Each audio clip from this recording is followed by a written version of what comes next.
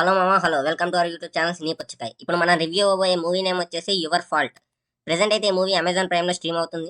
తెలుగు లాంగ్వేజ్లో అవైలబుల్గా ఉంది. తెలుగు డబ్బింగ్ వచ్చేసరికి బాగుంది. ఇంకా మూవీ రన్ టైం వచ్చేసరికి 2 అవర్స్ ఉంది. ఈ మూవీకి ప్రీక్వెల్ ఉంది. అంటే ఈ మూవీకి ముందుగా ఒక మూవీ ఉంది. మీరు ఈ మూవీ చూడాలంటే దీని ముందు మూవీ మై ఫాల్ట్ అని చెప్పి ఉంటుంది, అది చూడాలి. ఇంకా యువర్ ఫాల్ట్ ఈ మూవీ యొక్క స్టోరీ విషయానికి వచ్చేసరికి ఫస్ట్ పార్ట్ ఎండింగ్లో ఏంటంటే నిక్ అండ్ నోవా వీళ్ళిద్దరి మధ్యన ఉండే రిలేషన్ ఏంటంటే వాళ్ళ పేరెంట్స్కి తెలుస్తుంది. అది తెలిసిన తర్వాత నుంచి వాళ్ళ పేరెంట్స్ ఏమేం చేశారు అనేది మీరు ఈ సెకండ్ పార్ట్లో చూసి తెలుసుకోవాలి. ఈ సోదంతా నాకు ఎందుకు మా మూవీ ఎలా ఉందో ఒక్క మొక్కలో చెప్పంటారా? నాకైతే అంటే నచ్చలేదు. జస్ట్ వన్ టైం వాచబుల్ అంతే. అంటే చాలా వరకు సీన్స్ బోరింగ్గానే ఉంటుంది. కానీ ఏంటంటే స్టోరీలో డ్రామా అనేది ఎక్కువ ఉంటుంది. స్టోరీ అనేది జస్ట్ నార్మల్గా చిన్న లైన్ చాలా ప్రిడిక్టబుల్గానే ఉంటుంది. కానీ ఏంటంటే డ్రామా బాగుంటుంది.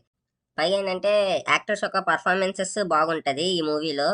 ఇంకా ఈ మూవీని ఫ్యామిలీతో వాచ్ చేయొచ్చా అంటే లేదు మామ, ఇదైతే అవుట్ అండ్ అవుట్ 18+ మూవీ. అంటే స్టెప్ బ్రదర్ కిను స్టెప్ సిస్టర్ కి మధ్య ఉండే రిలేషన్ కొంచెం దారుణంగా ఉంటది కొన్ని కొన్ని సీన్స్ అయితే.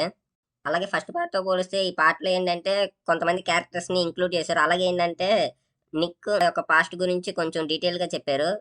ఈ మూవీ 2 అవర్స్ రన్ టైంలో ఏంటంటే చాలా వరకు కొంచెం మూవీ డ్రాగ్ ఉంటది. అంటే కొన్ని కొన్ని సీన్స్ ఉంటది. అంటే అవసరమా ఈ సీన్స్ అని చెప్పి కొన్ని సీన్స్ ఉంటది. ఫర్ ఎగ్జాంపుల్ ఏంటంటే ఇప్పుడు వాళ్ళిద్దరు రిలేషన్‌లో ఉన్నారు. ఓకే. కానీ ఏంటంటే ఆ సీన్స్ పద్దాక రిపీట్ చేస్తా ఉంటారు. అది కొంచెం బోరింగ్‌గా ఉంటది. ఇంకా ఈ పార్ట్ అయితే ఎండ్ అవ్వలేదు. జస్ట్ నార్మల్‌గా ఏంటంటే సెకండ్ పార్ట్ వరకు అయింది. నాకు తెలిసి దీనికి సీక్వెల్ కూడా ఉండొచ్చు మాక్సిమం. మెయిన్ ఏంటంటే కొన్ని క్యారెక్టర్స్‌ని ఇంట్రొడ్యూస్ చేస్తారు ఈ మూవీలో స్టార్టింగ్. అంటే ఆ క్యారెక్టర్స్ ఎందుకు పెడతారో మనం ఈజీగా ప్రిడిక్ట్ చేయగలుగుతాము. అలాగే ఏంటంటే నిక్ యొక్క ఫ్లాష్ బ్యాక్ గురించి కొంచెం రివీల్ చేస్తారు. అలాగే వాళ్ళ ఫాదర్ గురించి కూడా కొంచెం ఉంటది.